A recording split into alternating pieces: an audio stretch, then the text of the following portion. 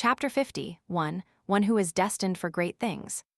In the darkness of the night, Chen Ping'an continued to flee deeper into the mountain at a breakneck pace. A short while later, he rushed into a bamboo forest where the soil was particularly soft and loamy, and from there, he began to intentionally make his footsteps heavier. A few minutes later, right as he was about to leave the bamboo forest, he suddenly latched onto a bamboo tree on his left, then swung himself toward another bamboo tree nearby. As he swung from tree to tree, he appeared even more monkey-like than the old ape from Sun-Scorched Mountain, and after repeating this process a few times, he finally drifted gently down onto the ground, then crouched down to wipe away the footprints on the ground. He turned back to find that he was around 50 to 60 feet away from the first bamboo tree that he had swung from, and only after that did he continue running. A few more minutes passed, and at this point, he could already hear the faint sound of flowing water in the creek up ahead. Not only did he not stop or slow down here, he leaped high up into the air instead, plunging into the creek before quickly rising to his feet. As it turned out, he had landed on a huge rock. He was extremely familiar with this area, and he opened his eyes up as wide as they would go, using his exceptional eyesight and memory to skip from rock to rock in the creek, fleeing toward the downstream direction. If he could continue down this path, then he would eventually reach the Azure Cow Ridge, which was situated to the south of the town. After that was the covered bridge, and after going beyond that, he would reach Master Ruan's forge. However, he didn't rush all the way to Azure Cow Ridge. Instead, he jumped out onto the shore to his right at a point where the creek had flowed out of the mountain and was sharply tapered to a narrow stream. It didn't take long before he heard a female voice call out to him, "Over here, Chen Ping'an." Chen Ping'an immediately crouched down, panting heavily as he wiped the sweat from his forehead. "Can we really trick that old ape onto the mountain like this?" Ning Yao asked in a low voice. "We'll see, I've done everything I can," Chen Ping'an replied with a wry smile. Ning Yao had come all the way from Fortune Street to meet him here, and she asked, "Did you get injured?" Chen Ping'an shook his head in response. It was just a minor injury. A series of mixed emotions welled up in Ning Yao's heart, and she grumbled, "Do you have a death wish? You're extremely lucky that old ape didn't kill you." Chen Ping'an smiled as he replied, "That old bastard already broke the rules once. If you had acted any later than you did, I would have been screwed."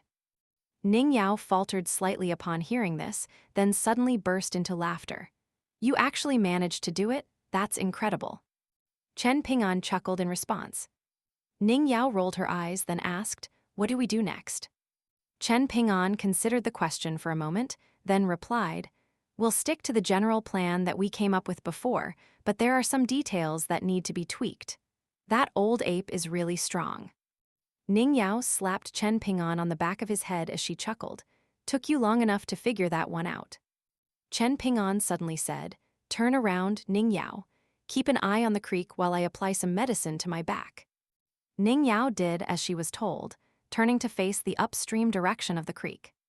Chen Ping'an took off the robe that belonged to Liu Xianyang, then removed that suit of wood porcelain armor as well.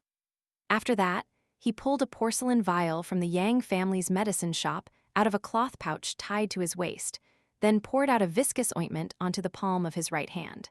With his left hand lifting up the hem of his shirt, he used his right hand to apply the ointment to his own back.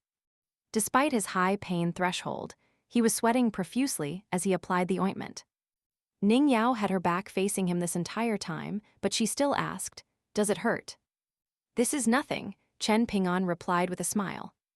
Ning Yao rolled her eyes in response, seemingly dismayed by Chen Ping'an's effort to put on a strong front. Next to a house on the westernmost side of the town, a woman was sitting on the ground, bawling at the top of her lungs while vigorously smacking her own chest. Her thin and threadbare clothes looked as if they could burst open at any moment. Beside her stood a pair of dirty young children, looking at their mother with dazed expressions, at a complete loss for what to do. A man was also squatting outside the house, sighing to himself with a resigned expression. For some reason, a hole had been blown into the roof of their house. The spring chill still hadn't receded yet, and even though he was confident that he would be able to endure the cold, what was going to become of his wife and his children? Not far away, some neighbors of theirs were gathering together, discussing spiritedly among themselves. Some of them were saying that they heard a commotion on their rooftop, but they merely thought that this was the doing of stray cats and didn't pay much heed to it. There were also some who proclaimed that the western side of the town had been quite chaotic the entire day, with some children spotting an old white-robed deity drifting back and forth. Apparently, each stride of his was equivalent in length to around a dozen strides from the average person, and despite his enormous stature, he was able to run along the rooftops with ease. It was unclear whether he was a deity statue who had come to life and escaped his temple, or if he was a mountain god that had left the mountain for some reason. Elsewhere, a young sword cultivator from Wind Lightning Field was squatting by himself with a grim look on his face. Earlier, Liu Baiqiao had been chatting with Kui Mingwang at the office of the Kiln Supervision Official, and after hearing about the commotion at the Li clan's manor, it didn't take long before he smelled the scent of blood in the air. However, despite his bold and brash personality, even he knew better than to directly challenge a mountain-moving ape on his own. However, he was keenly observing from the sidelines, trying to see if an opportunity would arise that would allow him to strike the old ape with a sneak attack. With that in mind, Liu Baiqiao had gotten onto the rooftop of a tall building, and from that vantage point, he scoured the town with his gaze, searching for the old ape. It didn't take long for him to discover the commotion ringing out in Clay Vase Alley, and thus, he directed his attention to the unfolding chaos. Liu Baiqiao's bonded flying sword was being nurtured in his Bright Hall acupoint due to the injury that he had sustained, and in the instant that Bai Yuan had unleashed his aura to go after Chen Ping'an, the flying sword had been raring to go, almost flying out on its own. In this strange place, the degree to which one was restricted by the heavenly Tao was directly correlated to how advanced one's cultivation base was. Hence, Liu Baiqiao knew that this display of power from Bai Yuan had to have come at a cost. Even if he could forcibly activate his aura, then use his incredibly powerful physical constitution to suppress the qi turbulence triggered by the backlash from the heavenly Tao of this place, he definitely wouldn't have been able to do this on many occasions. Otherwise, he would have to bear the massive risk of the dam being completely overwhelmed, and if that were to happen, it was definitely a possibility that his entire cultivation base could be destroyed. Even if he didn't go that far, he was already taking a risk anyway by breaking the rules of the town right under the nose of a sage. However, after seeing the two massive craters that had been smashed into the ground by Bai Yuan's feet after he had launched himself from that rooftop, Liu Baiqiao was feeling very grateful for the fact that he hadn't rushed in recklessly.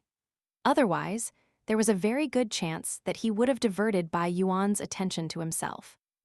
Only after sensing just how much power Bai Yuan had drawn upon did Liu Baiqiao realize just how serious Bai Yuan was about hunting down Chen Ping'an. If it weren't for the fact that he had to go back to the Li clan's manor to ensure that Tao Zai was safe, perhaps it wasn't a sure thing that he would have been able to capture the cunning and slippery Chen Ping'an, but he would have definitely been able to hunt down Liu Baiqiao had Liu Baiqiao decided to step in. Of course, Bai Yuan wasn't an idiot. In the instant that Liu Baiqiao's bonded flying sword had almost flown out of its scabbard, Bai Yuan had to have definitely already detected his presence. However, even though there was a hint of lingering fear in Liu Baiqiao's heart, having just survived a close brush with death, he felt no fear toward Bai Yuan himself.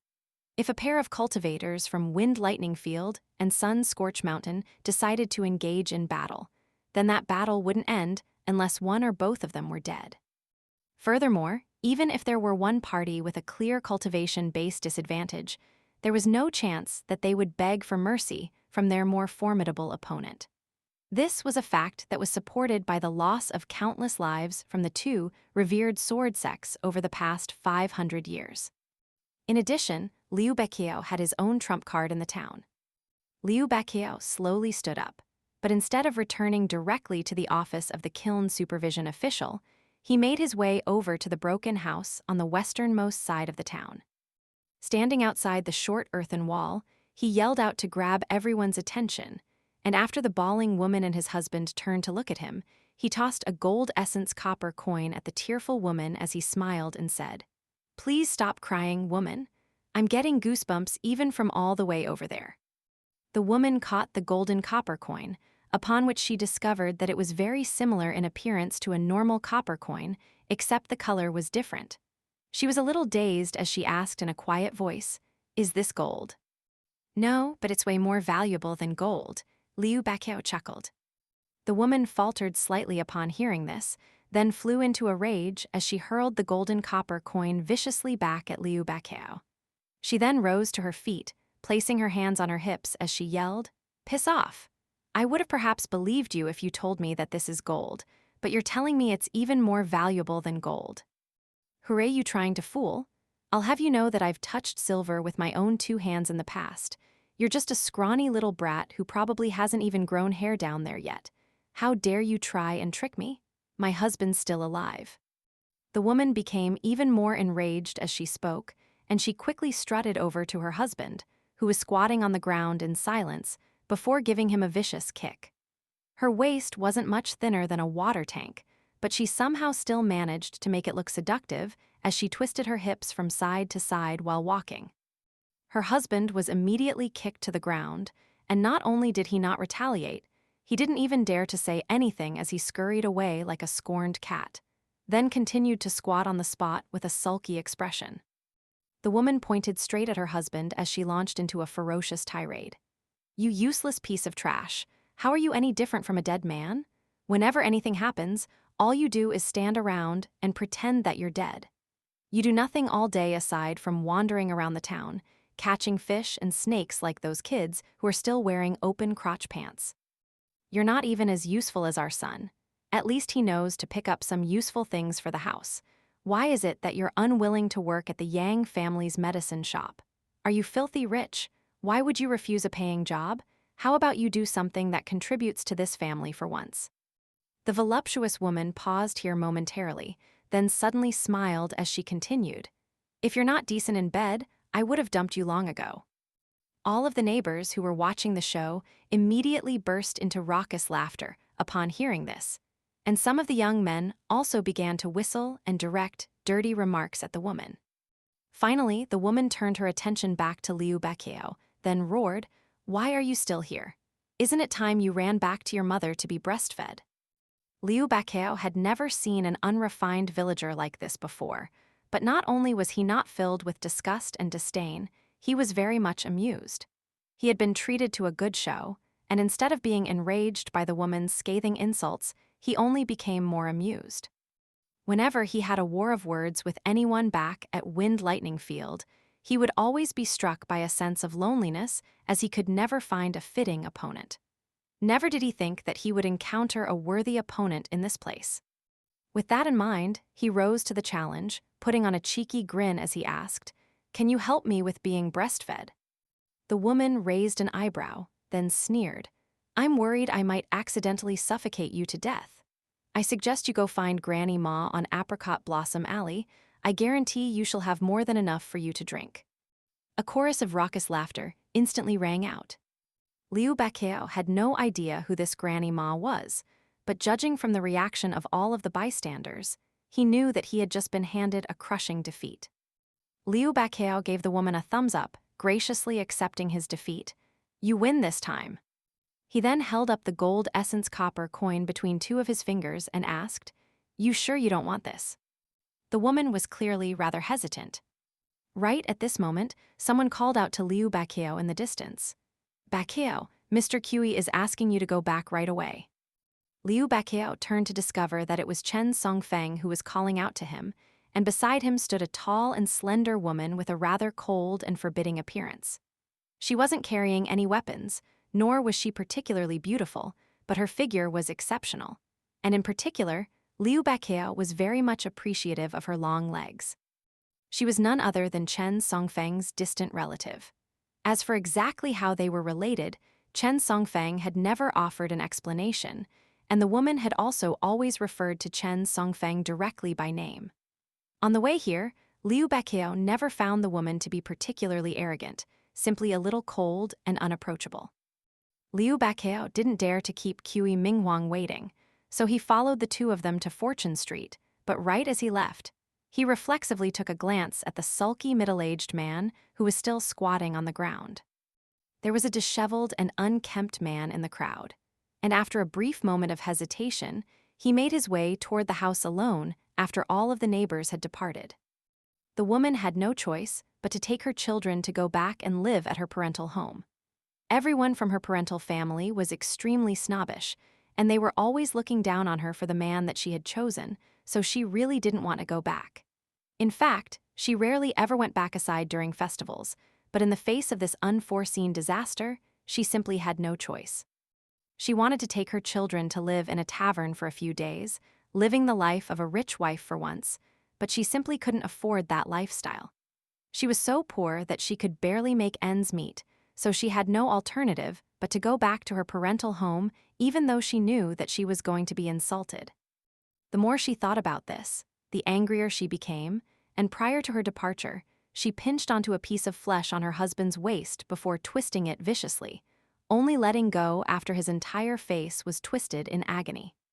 The two children were already accustomed to seeing this, and not only were they not concerned by the fact that their parents were fighting, they were giggling to themselves as if they were watching a good show. Immediately thereafter, the woman spotted the disheveled man sneaking around the entrance of their home, and she yelled, "Are you here to steal more of my clothes? What the hell is wrong with you? What terrible deeds did I do in my previous life to have ended up becoming your sister-in-law? How could you do this to your family?" The disheveled man was so dismayed to hear this that he wanted to die, and he objected, "I swear to the heavens I didn't do that. Your son only made up that story because I forgot to buy him lollies. How could you believe him?"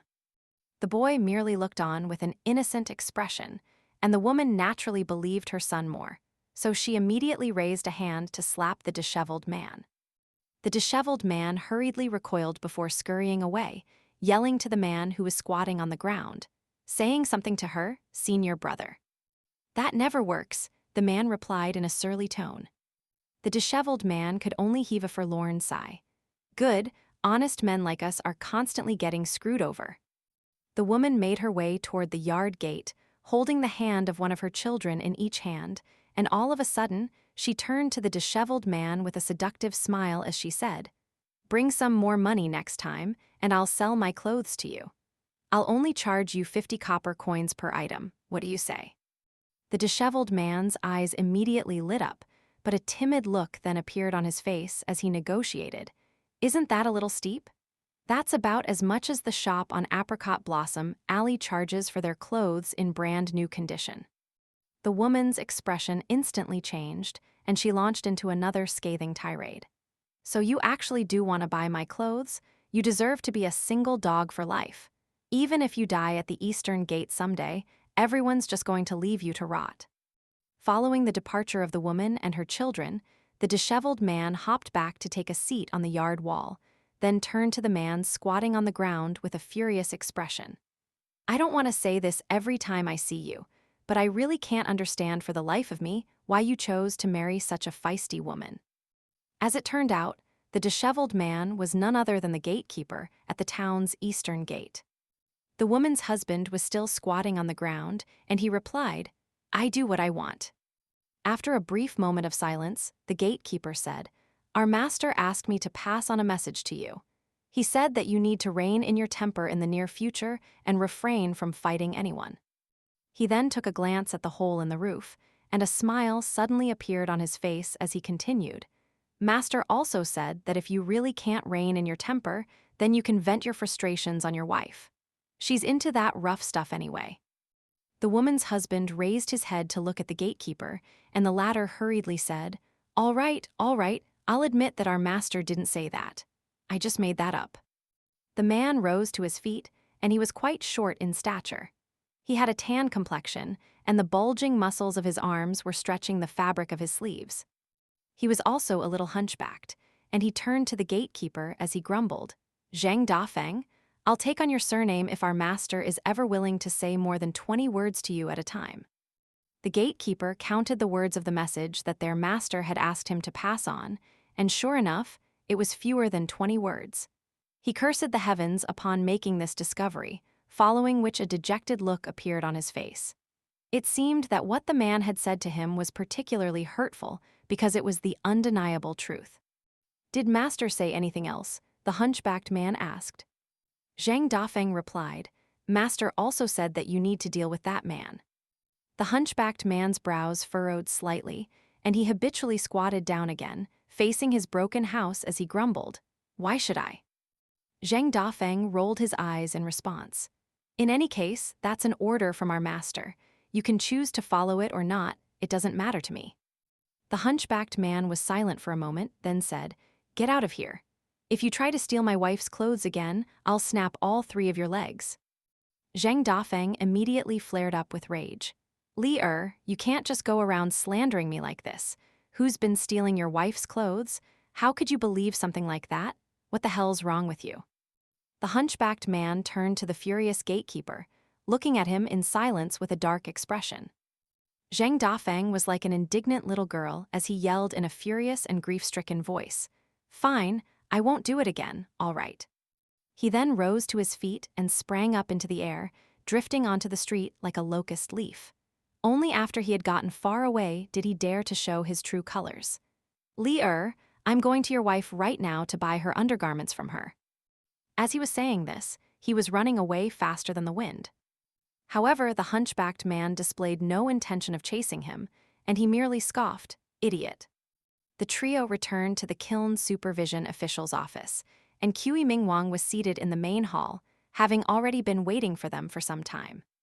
Upon meeting the unfamiliar woman, Qi Mingwang rose to his feet and nodded to acknowledge, to which the woman also responded with a nod, but her expression remained as cold as ever. In the words of Liu Beiqiao, when talking about her behind her back, she looked as if everyone under the heavens owed her a large sum of silver. After the 3 of them had taken a seat, Qi Mingwang turned to Liu Beiqiao with a smile as he said, "It's a good thing you resisted the urge to strike. Otherwise, you would have been in massive trouble. You didn't see what happened just now, but our kiln supervision official, Master Song, just exchanged 3 punches with that mountain-moving ape of Sun Scorch Mountain on Fortune Street. From here onward, regardless of how exceptional an opportunity you come across, I suggest you don't give in to temptation and refrain from doing anything." A curious look appeared on Liu Beiqiao's face as he asked, "Could it be that the old monkey took out Song Changing with just 3 punches? Is Song Changing that useless? Isn't everyone saying that he's already on the cusp of reaching the 10th tier?" Qi Mingwang heaved a resigned sigh as he replied, "We're currently living under Master Song's roof. Would it kill you to speak more politely about him?" It was Master Song who was able to gain the slight upper hand, Chen Songfeng said. Even though he was completely unrelated to Song Changing, as a cultivator, Chen Songfeng still couldn't help but be struck by a sense of longing after hearing about such an incredible feat. It was astonishing to think that a pure martial artist could oppose a mountain-moving ape with nothing more than his physical body and come out on top from the clash. The woman was seated off to the side, resting with her eyes closed while her hands were placed on her lap, and her fingers twitched ever so slightly upon hearing this.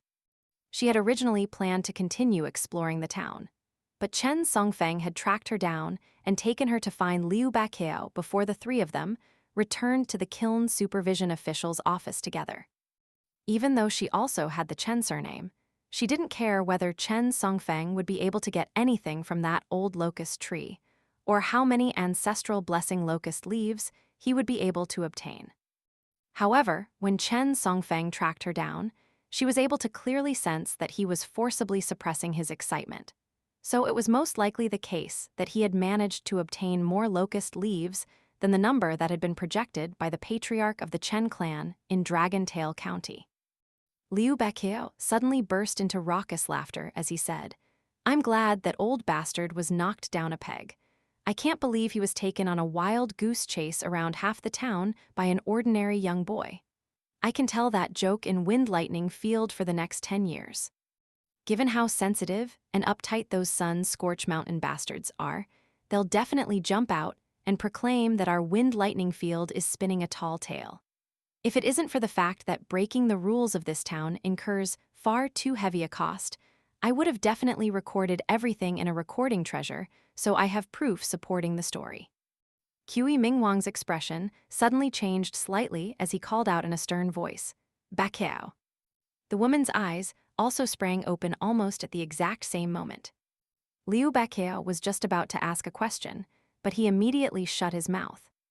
It didn't take long before Song Changing arrived, and after making his way into the room, he turned to Liu Baqao with a smile as he asked, "What's so funny?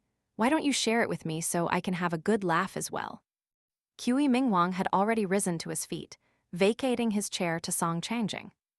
However, Song Changing merely shook his head with a smile, indicating to Kui Mingwang that there was no need for such formalities.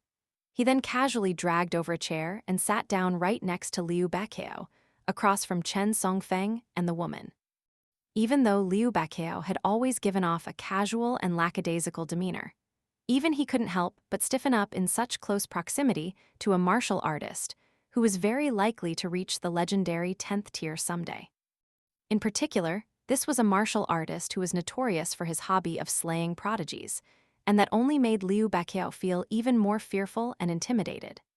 Behind Song Changing's back, Liu Baqao was always referring to him directly by name, but now that Song Changing was actually here, Liu Baqao was feeling very uneasy. Thankfully, shamelessness had always come to Liu Baqao like second nature, and he put on a fawning smile as he said, "We were just talking about your epic battle against that old ape from Sunscorch Mountain, Master Song. That was truly a battle for the ages, one that would have shocked even the gods. The only thing that can match the incredible power of your fists is the kindness of your heart. If you hadn't held back, that old ape would already be lying dead on Fortune Street. Someone like me cannot even begin to compare with an unrivaled master of the martial arts like yourself."